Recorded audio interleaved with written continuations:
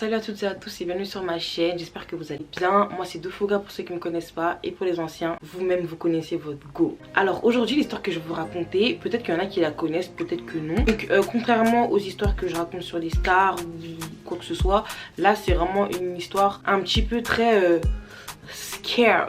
Mais en fait à la fin ou même pendant que je raconterai cette histoire, vous allez comprendre pourquoi je vous la raconte aujourd'hui et en quoi cette histoire elle a un lien avec moi, enfin en tout cas un lien indirectement avec moi. Je vous explique tout. Donc je ne sais pas si certains d'entre vous connaissent l'histoire de Edgar Boulet. Je vais pas dire que je raconte en bref parce que de base des vidéos sur une histoire, mais en gros pour ceux qui connaissent pas Edgar Boulet, c'est un homme qui a tué une famille entière, soit son ami, donc l'homme, sa femme et ses deux enfants âgés de 4 et 2 ans. Bon les gars, vous me voyez raconter cette histoire, mais en vrai de vrai elle me fait peur. Je vais pas mentir, je vais pas faire semblant ici avec vous. Du coup sans mentir elle est vraiment glauque, mais j'ai voulu la raconter en moins glauque parce que même moi si je la regarderais sur YouTube j'aurais flippé. Là je vous invite très fortement à aller regarder les reportages qu'il y a dessus sur YouTube. C'est vraiment détaillé et puis vous comprendrez aussi pourquoi j'ai pas mis énormément de photos, vous comprendrez. Mais vous connaissez, pour les plus fidèles, restez. Et qui les a entourés sous leur maison, donc sur leur propre maison, et qui s'est approprié la baraque. Donc cette histoire elle s'est passée en 1995. Donc l'homme nommé Donald Davila et sa femme nommée Stéphanie Sané habitaient en banlieue parisienne, principalement à Volpénil dans 77. Donc Donald était un musicien qui commençait un petit peu à se faire connaître dans le secteur, et Stéphanie était une... je sais pas si elle était professeure ou si elle exerçait juste au collège Jacques Amiot à Melun, mais bref elle travaillait là-bas. Donc les deux tourtereaux se sont connus quand Stéphanie avait 17 ans et lui 30. Ils sont tombés tout de suite amoureux, voilà, tout ce que vous voulez. Donald il avait pour habitude de prester dans un bar à Volpénil. Ok, c'était cool et tout, il prestait tout ça, mais il était en recherche de maison. Et il s'avère que juste derrière le bar en question, il y avait un terrain. Et je sais pas ce que c'était avant ce terrain là, mais c'était vraiment un terrain que personne n'utilisait, donc ils se sont dit pourquoi pas se l'approprier. Donc par demande de la mairie en tout cas, ils ont tout fait pour avoir le terrain. La mairie ils ont dit que vas-y si vous voulez prenez le terrain, mais ça va pas durer longtemps parce qu'il y aura vraiment des vrais propriétaires qui vont venir là dans quelques années, mais allez-y. Faut savoir que le terrain il était vraiment archi grand, donc vraiment grand, et ils ont eu la place de construire une maison et une petite maison en bois. Enfin en pierre, ouais, une petite maison en pierre et tout, bref. Et donc du coup Donald d'origine antillaise, vous connaissez hein, tout ce qui est musique, zouk et tout, franchement c'était un fêtard, c'était vraiment un fêtard. Donc tous les après-midi, tout le temps, il faisait la fête. Il invitait ses amis, sa famille, il dansait, il chantait, il faisait vraiment les fous, il buvait. Donc vraiment Donald était vraiment connu pour être un bringueur, vous voyez ou pas. Même si de son côté Stéphanie elle était un petit peu calme, c'était pas trop comme lui, genre elle était un petit peu calme et tout, ça la dérangeait pas plus que ça, genre c'était son gars, elle était habituée. Donc lui il a pris le terrain en 1988, ouais, pendant des années et tout, il commence à vivre dedans tout ça.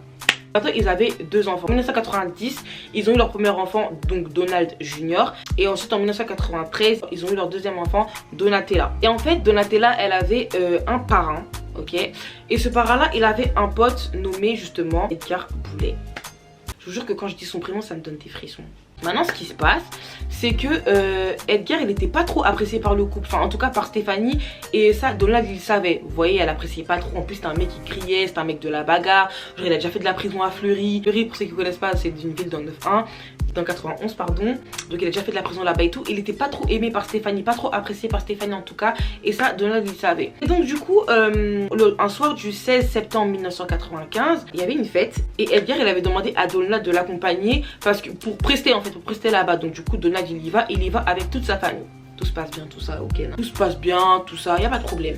Et en fait c'est le 23 septembre que la maman de Donald appelle la maman de Stéphanie pour lui demander si les petits enfants ou si même Donald n'était pas à Montreuil, parce que effectivement Stéphanie avait grandi à Montreuil dans le 93 avec sa maman, sa famille, tout ça. Et donc sa maman lui répond que non, genre les petits enfants ils sont pas là-bas, et ni Donald, vous voyez. Donc au début il n'y a pas plus de soucis que ça, vous voyez.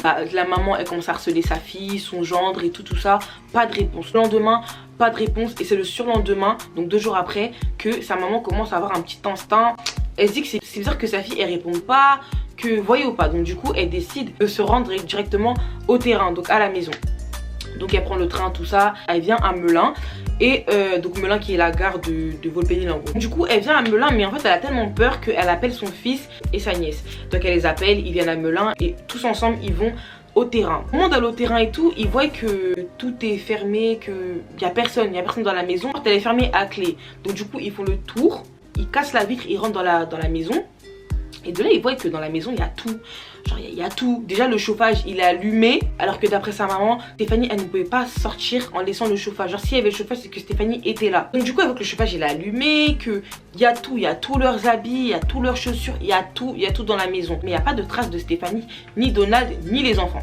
Donc de là, ils comprennent pas tout ça. Donc eux tous, ils vont chez le meilleur ami à Donald qui était Roland. Ils vont chez Roland, ils lui disent s'il a des nouvelles de Donald depuis, parce que ça fait quelques jours et tout, que on n'a pas de nouvelles de... Et donc du coup, Roland, il dit que non, que lui aussi, il n'a pas de nouvelles de Donald, ni de sa femme, ni de rien. Donc il trouve ça quand même étrange. Donc vas-y, chacun rentre chez soi et tout, il n'y a pas de souci. Quelques jours après, en fait, sa maman... Vous voyez, quand on vous dit que l'instinct maternel, c'est un vrai instinct... Là, cette histoire, ça le prouve vraiment. Et donc, du coup, quelques jours après et tout, sa maman, bah, elle a encore cet instinct-là qui dit qu'il y a un truc qui va pas.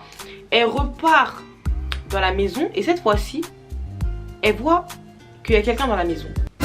Elle voit un homme dans la maison. Cet homme était Edgar. Je n'arrive pas à dire le prénom. Va là-bas. Et en gros, elle lui dit, excusez-moi, vous êtes qui? Parce que faut savoir que la maman ne le connaissait pas du tout. Pour vous dire qu'il n'était vraiment pas proche. Sa maman ne le connaissait pas. Donc elle vient et dit, excusez-moi, vous êtes qui? Enfin, qu'est-ce que vous faites dans la maison de mon gendre et de ma fille? Enfin voilà quoi. Et de là, le monsieur dit que Donald lui a cédé la maison, lui a passé la maison et que eux, ils sont partis dans une camionnette blanche avec les enfants et un matelas. Et ils sont partis genre. Et en gros, il leur a laissé la maison en disant que ils allaient pas revenir maintenant. Donc de là, on comprend pas. Même sa mère, elle comprend pas. Elle dit, mais comment ça se fait que ma fille, elle est partie sans me dire? Alors qu'elles étaient quand même très très proches. Donc comment ça se fait que sa fille est partie sans rien lui dire? De là, son histoire, elle y croyait pas trop. Elle y croyait pas trop. Donc directement, bam, elle va au commissariat de Melun. Elle va leur dire que oui, regardez, ma fille et mon gendre et tout, ils ont disparu depuis telle date, tout ça. Ils ont appelé ils ont appelé du coup le collège de Jacques Amiot à Melun. Ça faisait depuis je ne sais quel jour qu'elle était absente. Alors que c'était un nouveau travail qu'elle venait d'avoir. Donc t'as un nouveau travail et tu pars. Pour sa maman, c'était vraiment pas logique. Le commissariat de Melun, ils lui disent que oh madame, c'est des majeurs, ils savent ce qu'ils font. Et puis si les enfants ils ont disparu avec les parents, c'est que, enfin, si les parents ils savent ce qu'ils font, c'est leurs enfants quoi. La dame, elle était choquée. Elle était choquée et ils l'ont dit, si vous voulez aller faire une, je sais plus comment on appelle ça, mais aller faire un truc en gros, préfecture, tout ça. Donc elle y va, mais elle sait très bien que ça sera classé sans suite. Donc elle y va coûte que coûte. Ça a réellement été classé sans suite. Bref. Aussi j'ai oublié que quand la maman est venue à la maison et qu'elle a vu... Il était pas tout seul, il était avec une femme donc qui était sa maîtresse, parce qu'il faut savoir que ce monsieur là était pas un coureur de jupons, il était marié à 2 femmes déjà et il avait encore des maîtresses. Et en fait cette femme là c'était l'une de ses maîtresses, donc elle vivait à côté, donc à Marie-Lélis tout ça.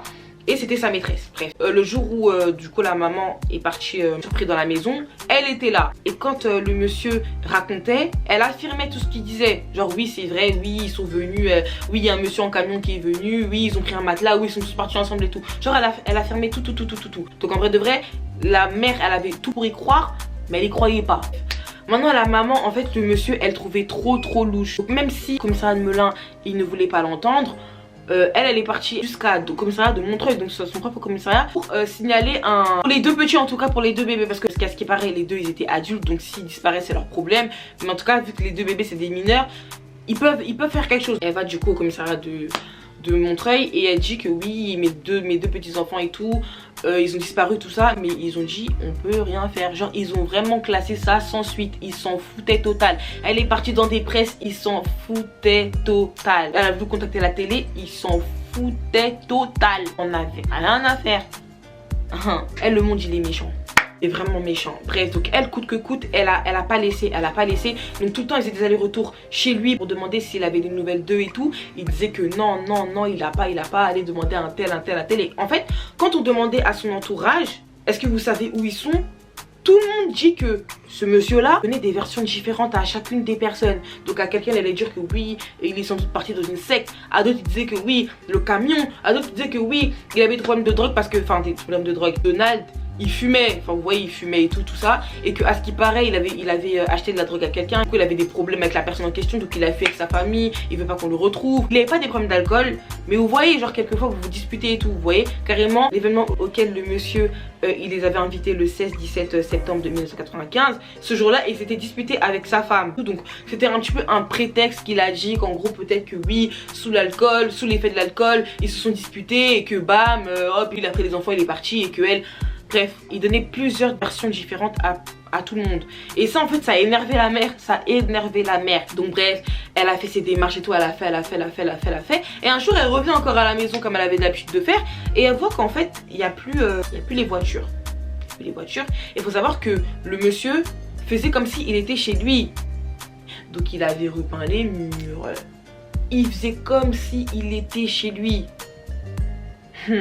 Et donc du coup il vend les voitures. Maintenant la dame elle dit mais excuse-moi monsieur, elles sont les voitures. Il a dit oui, elle commençait à pourrir là, elle prenait de la place, je les ai vendues. Elle dit que déjà de 1 t'as pas le droit de faire ça parce que c'est le père de Stéphanie qui leur a offert les voitures. Donc tu t'as pas à toucher ça. Et de 2, dans quel droit en fait? Dans quel droit? Que oui, en gros il a le droit vu que Donald lui a quand même donné l'auto. En gros c'est comme s'il lui a donné la maison. La dame elle a dit ça va pas se passer comme ça va pas se passer comme ça. Du coup le 25 juin 96, soit 9 mois après la disparition, et déjà pendant 9 mois personne voulait écouter l'histoire, pendant 9 mois il y avait rien, et donc elle va au TGI de Bobigny pour signaler un vol de voiture. Et c'est grâce à ce vol, donc c'est à partir de ce signalement de vol, je sais pas si on dit ça comme ça, que l'histoire elle a bougé, que l'histoire elle a commencé à... Donc à partir de là, ils ont envoyé au commissariat de Melun. Et c'est là que les gens ont commencé à voir ça louche. De là, ils ont commencé à vouloir entrer en contact avec le monsieur en question. Ils y vont, ils répètent la même chose que oui, il y a un camion blanc qui est venu les prendre et tout, patati patata. Mais genre il a toujours la même version. Jour par hasard, le monsieur en question, il se fait arrêter pour excès de vitesse. Il était bourré au volant, un truc comme ça. Il arrête tout ça, bam, GAV. Ok, il sort de la GAV. En compagnon chez lui, quand ils arrivent du coup sur le terrain, ils voient qu'il y a des pots de bébé là, de la nourriture de bébé sur les rembarres là, truc de la fenêtre et tout, alors que ça faisait 9 mois qu'il n'y avait pas de bébé, enfin qu'ils étaient censés partir les bébés. Et ça, mais ils prêtent pas plus attention que ça. Et donc du coup, ils ramènent chez lui et tout, et à un moment, ils passent derrière la maison en pierre, et quand ils arrivent à un moment, à un endroit, le papa là il commence à paniquer un peu. Il y a une femme qui l'a vu, qui l'a paniqué. Et elle appelle son collègue, elle dit quand on est passé vers là, il a paniqué. Vous voyez? Donc ils ont fait demi-tour à l'endroit où il a paniqué. Ils ont commencé à regarder un peu et tout. Et ils voient qu'il y avait des taches brunes un peu. Et vous voyez quand le sang il est sec, ça devient un peu noir et tout. Avec des poils de poulet. Mais effectivement, de base, Donald et Stéphanie, ils élevaient, j'allais dire éduquaient, ils élevaient des poules et tout. Donc en vrai, vas-y, ils ont laissé. Genre ils ont pas calculé, il a dit que pour le sang, il avait dit que oui, c'est lui qui s'était coupé et tout. En vrai de vrai, on s'en fout. Maintenant, au tout début, je sais pas si c'était de la clémence envers le monsieur, mais genre c'est pas qu'ils s'en foutaient, mais c'était pas trop dessus. Maintenant, il y a la copine de Stéphanie, du taf de Stéphanie, en fait qui s'inquiétait vraiment. Tellement qu'il y avait trop de trucs, on comprenait rien. Son frère, donc le frère de son ami, du coup, il était voyant. Elle va le voir tout ça et elle lui dit, elle a juste une photo de Stéphanie, elle a dit, il n'y a plus rien à faire s'il te plaît, est-ce que tu peux me montrer, me dire quelque chose sur elle en fait, parce que là il n'y a plus d'espoir et tout.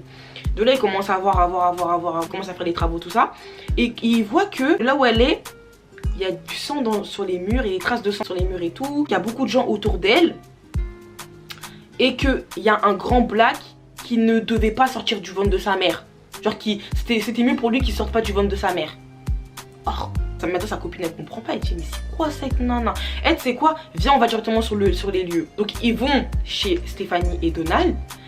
Et de là ils voient encore le monsieur, c'est le monsieur qui les accueille parce qu'il faisait comme si c'était chez lui. Il les accueille tout ça.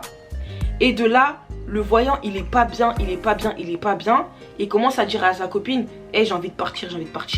Elle dit, il y a quoi tout ça? De là, il est très mal à l'aise, genre il sent vraiment une tonne bizarre. Il commence à dire à la fille, cet homme a déjà tué, viens on y va.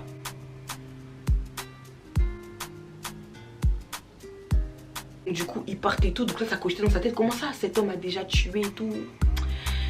qu'est-ce qui se passe? Qu'est-ce qui se passe? Elle va encore dire à sa mère. Sa mère, elle revient encore dans la maison. Sa mère, elle abandonnait pas. Hein. Sa mère, elle revient encore à la maison. Et de là, en gros, le gars, il s'énerve. Genre, il s'énerve et tout. Il dit, oh, c'est bon, c'est bon, c'est bon. Genre, tu viens 1000 fois ici, frère, ça y est, ça y est. Genre, je sais pas, ils sont tes enfants, voilà. Et de là, il y a un truc à la mère qui lui dit de... En fait, vous voyez, quand l'instinct, c'est trop puissant. Il y a un truc qui lui dit d'aller derrière la maison. Mais en fait, le gars, il l'énervait. C'est-à-dire que elle voulait y aller. Mais vas-y, il l'a saoulée. C'est-à-dire, elle repart dans la voiture et tout. Elle commence à pleurer dans la voiture. Elle rentre chez elle. Et de là, elle dit à son mari, Stéphanie est morte et elle est enterrée dans son jardin, derrière le truc en guerre. Son mari dit, mais qu'est-ce que tu racontes? Elle dit, je le sais. Maintenant, comme je vous avais dit, le monsieur, il avait une copine. Une copine qui était médecin, tout ça, Adamarie-Lélis et tout, qui exerçait et tout. Et elle venait souvent le voir, tout ça. Avec toutes ces histoires, un jour, la police, ils repartent chez eux. Ils repartent sur le terrain. Et de là, ils retournent tout. Ils retournent vraiment tout. Et surtout, à l'endroit, derrière le truc en pierre, où tout le monde avait un truc qui... Tout le monde avait senti qu'il y avait un truc derrière le truc en pierre et tout. Et de là, comment on dit? Ils creusent. Et plus ils creusent... Au tout départ, il voit qu'il y a des pattes de poulet, des poils, enfin des plumes et tout de poulet, tout ça. Il calcule pas, parce que ça se dit que oui, ils ont un poulailler. Il creuse. Et de là, on découvre les 4 corps de la famille Davila enterrés sur leur jardin. Et normalement, je sais pas, il y a le truc qui est devant toi, tu dis que oui, ok, c'est moi. Le mec, jusqu'à la fin, il disait c'est pas moi, je sais pas. Et carrément, il a même accusé la police. Il a dit que c'est vous qui avez mis les corps. Et il est malade. Du coup, les amis, je l'ai pas dit, mais la raison pour laquelle il y avait des pattes de poule et des peaux de bébé, c'était parce qu'il était parti faire du vaudou. En gros, il s'en voulait d'avoir tué la famille. Donc, pour que les esprits le laissent tranquille ou je ne sais quoi, il est parti contacter un sorcier vaudou, je crois qu'on appelle ça comme ça, pour faire des travaux et voilà.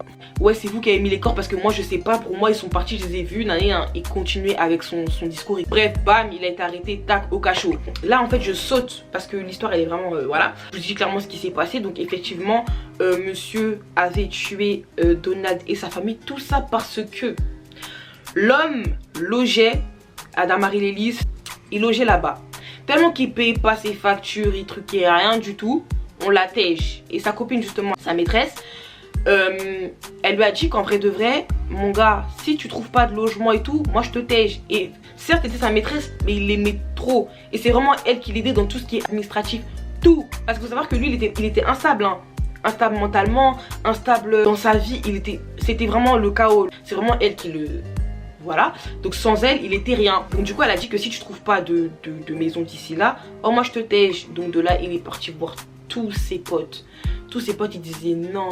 Et il voulait même habiter dans leur jardin de ses potes et tout. Il a demandé à Donald. Donald, il a dit non. Il a dit mais wesh, t'as 2 baraques. En gros, il y a la baraque, il y a le truc en pierre.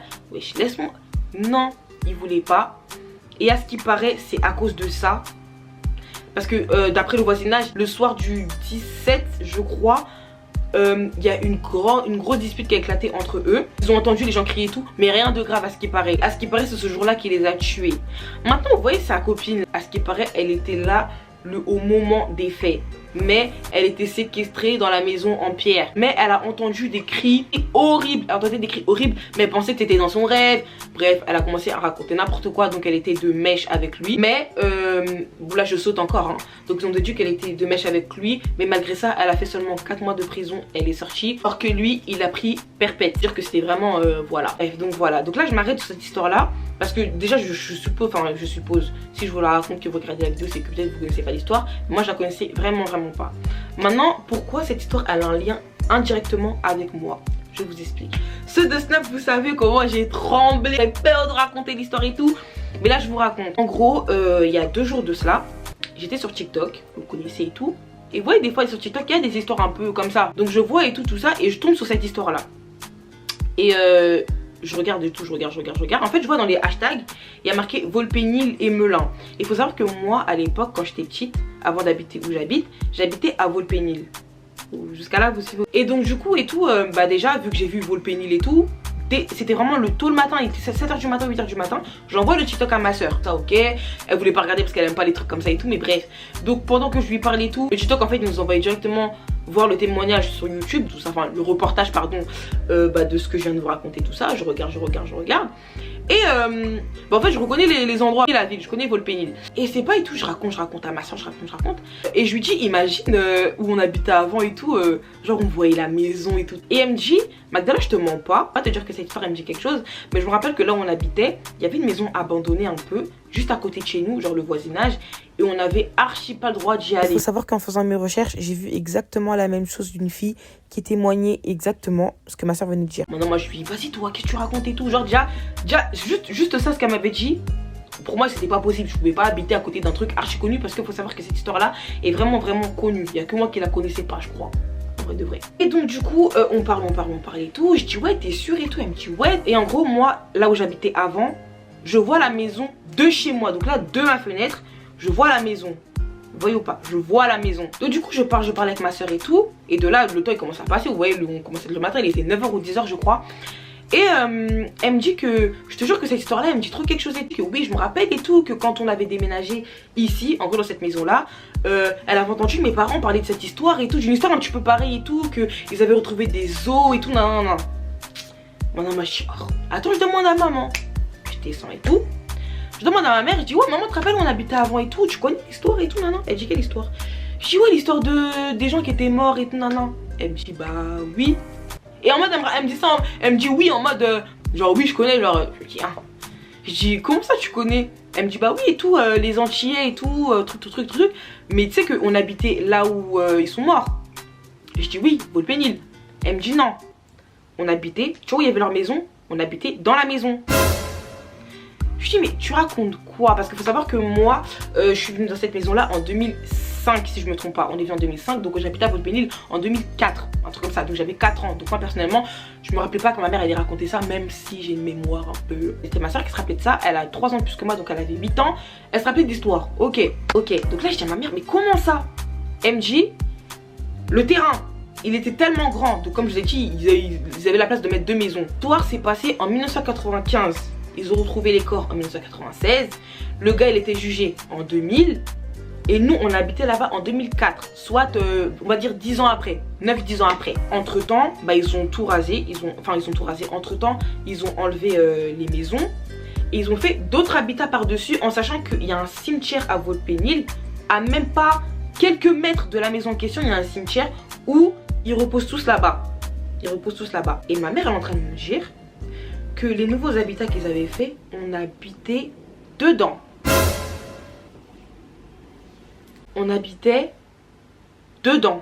Je me suis rappelé que, je me rappelle de cette maison là, genre il y avait des forêts à côté, tout ça, et on mangeait des murs. Maintenant je commence à parler à ma soeur, je dis mais oui tu te rappelles et tout, on mangeait des murs, on regardait ci, ça, on faisait des barbecues dehors et tout. Et donc le barbecue qu'on faisait là, c'était là où eux ils faisaient aussi leur fête, leur barbecue, ils dansaient, c'était au même endroit. La forêt qu'on voyait, la même forêt qu'il y avait chez eux, parce qu'en gros ils avaient leurs 2 maisons mais derrière il y avait une forêt.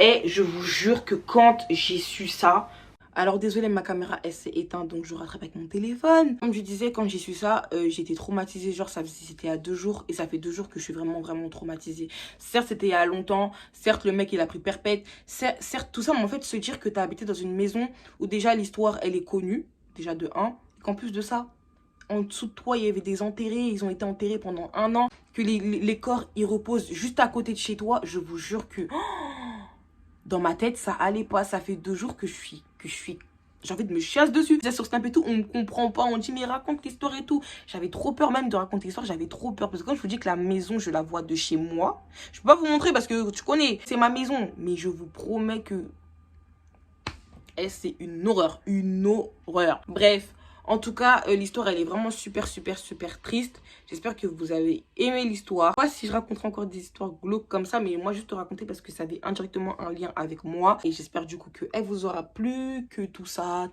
Et du coup, c'est la dernière vidéo de cette année. Je crois, à part les vidéos cheveux, ça ne compte pas, je vous ai déjà dit. Mais bref, je crois que c'est la dernière vidéo de cette année.